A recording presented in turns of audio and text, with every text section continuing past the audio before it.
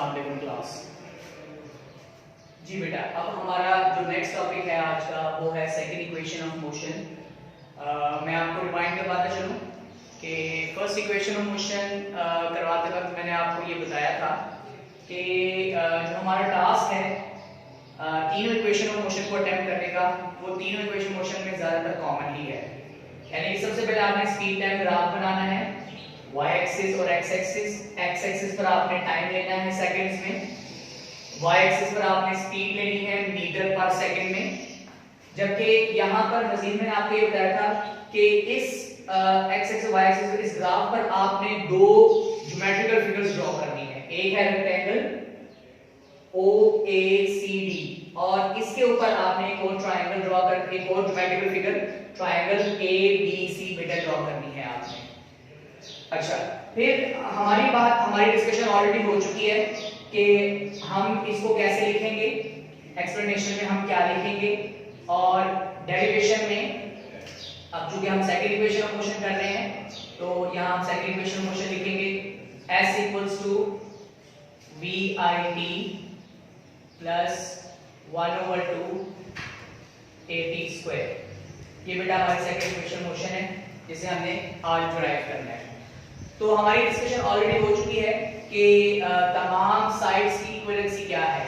OD equals to AC equals to T, OA equals to CD equals to BI, BD BF के बराबर है। ये जो दो पॉइंट थे ये बहुत टेक्निकल थे, ठीक है, जिसमें से BC लाइन बराबर है BD minus CD, BD BF के बराबर है माइनस CD BI के बराबर है। तो बेटा ये जो दो पॉइंट थे बहुत ही टेक्निकल थे। ये हमने कहां से देख के, इस ग्राफ से देखकर, इस स्पीड टाइम ग्राफ से देखकर हमने इसको कंप्लीट करना होता है। चलिए बहरहाल अब हम आगे चलते हैं। First equation of motion start होती है slope of line AB equals to hypotenuse equals to perpendicular divided by base. ये हम कर चुके हैं। सेकंड इक्वेशन ऑफ मोशन का बेटा आप इक्वेशन देख लें। सेकंड इक्वेशन ऑफ मोशन के लिए हम लेते हैं total distance S equals to area of rectangle plus area of triangle. यानी हमने सेकंड इक्वेशन ऑफ मोशन को प्रूफ करने के लिए ये जो इस ग्राफ में दो ज्योमेट्रिकल फिगर्स हैं, एक है रेक्टेंगल और एक है ट्रायंगल, इन दोनों के एरियाज कैलकुलेट करके, इन दोनों के एरियाज कैलकुलेट करके हमने दोनों का सम लेना है। तो हमारे पास ये इक्वेशन बन जाएगी। मैं इसको जरा क्लियर करके यहां बता दूं। S equals to VIT plus 1/2 AT square. ये है बेटा हमारे पास सेकंड इक्वेशन ऑफ मोशन। जी, इसको हम पहली हरकत की पहली मुसावात और हरकत की अब हम लिखेंगे दूसरी मुसावात, ठीक है। सेकंड इक्वेशन ऑफ मोशन ये हमारा क्लियर हो जाएगा। यहाँ पे S equal to VIT plus 1/2 AT square. ठीक है, अब हम आगे चलते हैं। देखिए जी एरिया ऑफ रेक्टेंगल, अगर आपसे पूछा जाए कि एरिया कैसे निकाला जाता है तो आपने काउंटर क्वेश्चन करना होता है कि ये डिपेंड करता है कि शेप कौन सी है। जैसे कि अगर मैं आपको एक सर्कुलर मटेरियल, एक प्लेट दे दूं, ठीक है, गोल्ड प्लेट दे दूं, और मैं आपको ये कहूं कि बेटा इसका एरिया निकाले, तो आप वहां लंबाई ज़रब चौड़ाई का फार्मूला नहीं लगाते। आपने फर्स्ट ऑफ ऑल देखना है कि वो जो आपको मटेरियल गिवन है, जो आपके पास एरिया गिवन है, जो शेप गिवन है, उसकी शक्ल क्या है, ठीक है। आया कि वो सर्कल है, आया कि वो इलिप्टिकल फॉर्म में है, आया कि वो स्क्वायर है या रेक्टेंगल है, किस शक्ल में है वो। तो हर एक ज्योमेट्रिकल फिगर का एरिया निकालने का फार्मूला डिफरेंट होता है। यहां पर हमारे पास स्पीड टाइम ग्राफ में जो फिगर है रेक्टेंगल, इसका एरिया कैसे निकाला जाता है, लेंथ इनटू विड्थ, लंबाई ज़रब चौड़ाई। लंबाई मैं जरा एक्स्ट्रा लिख देता हूं यहां पे, लंबाई ज़रब चौड़ाई। जी, सिमिलरली आप इसको चौड़ाई ज़रब लंबाई यानी कि विड्थ मल्टीप्लाई बाय लेंथ भी कह सकते हैं। अच्छा, यहां पे ये क्लियर कर दिया जाए कि जो साइड AC है ये लेंथ है और साइड CD ये बेटा यहां पर विड्थ है। हमने इन दोनों साइड को मल्टीप्लाई किया तो वो एरिया ऑफ रेक्टेंगल बन गया। सिमिलरली हम बात करते हैं एक ट्रायंगल के एरिया की। ट्रायंगल ए बी सी, इसका एरिया कैसे निकाला जाता है? इक्वेशन आपके सामने यहाँ पर मौजूद है, 1/2 हाइपोटेन्यूज इनटू बेस का square, 1/2 t multiply by at। यहाँ ये जो लाइन है BC ये AD को रिप्रेजेंट करता है और इसे हम क्या कहते हैं जी? परपेंडिकुलर जी। अब हम यहाँ वैल्यूज पुट करते हैं। फर्स्ट ऑफ ऑल यहाँ आ जाएगा आपके पास S इक्वल्स टू जी एरिया ऑफ रेक्टेंगल की जगह आप क्या लिखेंगे? Width multiply by length plus फार्मूले का जी एरिया ऑफ रेक्टेंगल की जगह आप क्या लिखेंगे? 1/2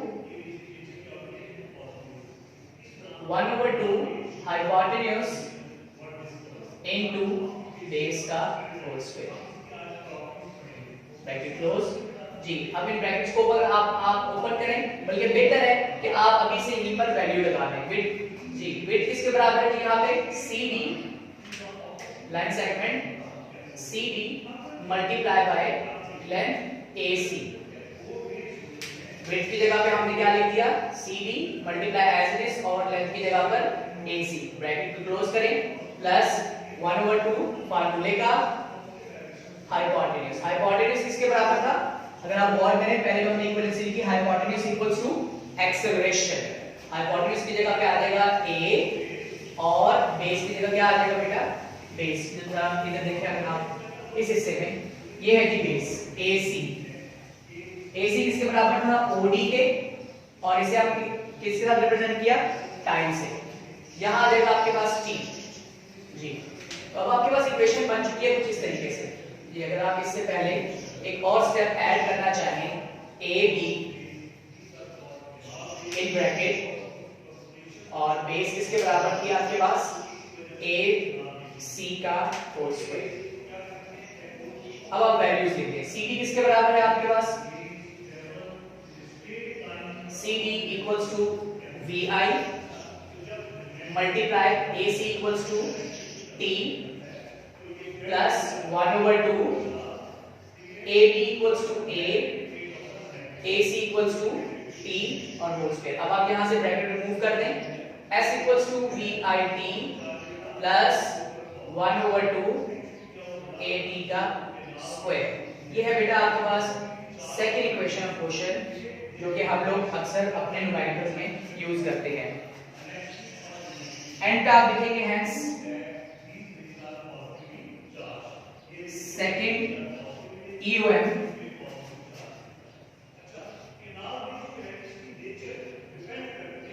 is complete.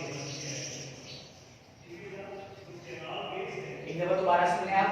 Second equation of motion के लिए हमारे पास जो इक्वेशन है वो है total distance S equals to area of rectangle plus area of triangle. हमने दोनों ज्योमेट्रिकल फिगर्स को अलग-अलग बनाना होगा। यहाँ पर दोनों ज्योमेट्रिकल फिगर्स को आप यहाँ लिखेंगे एज इट इज, जैसे मैंने व्हाइट बोर्ड पे लिखा हुआ है। आपने OACD रेक्टेंगल ड्रॉ की, लेंथ मल्टीप्लाई बाय विड्थ या फिर विड्थ मल्टीप्लाई बाय लेंथ, आप लोगों को फार्मूला लगाएं ज्योमेट्रिकल फिगर को देखते हुए। फिर हमने यहाँ पर ट्रायंगल के लिए एरिया का फार्मूला लगाया, वैल्यूज पुट की हमने। विड्थ की जगह पर CD मल्टीप्लाई लेंथ की जगह AC plus 1/2 as it is hypotenuse AB base AC, इसके साथ स्क्वायर चलता रहेगा। अक्सर स्टूडेंट स्क्वायर यहाँ पर लिखना भूल जाते हैं। अगर आप स्क्वायर नहीं लिखेंगे तो एंड पर आपके पास AT स्क्वायर आंसर नहीं आएगा जी। CD की जगह पे आप लिखेंगे VI multiply AC T plus 1/2 AB acceleration के बराबर है जी। ये आपको मैंने शुरू में बताया था कि AB इक्वल्स टू एक्सेलरेशन जी। AC की जगह पे T आ जाएगा। अब आप ब्रैकेट्स रिमूव करेंगे, S equals to VIT plus 1/2 AT square, hence second equation of motion is completed. Thank you very much.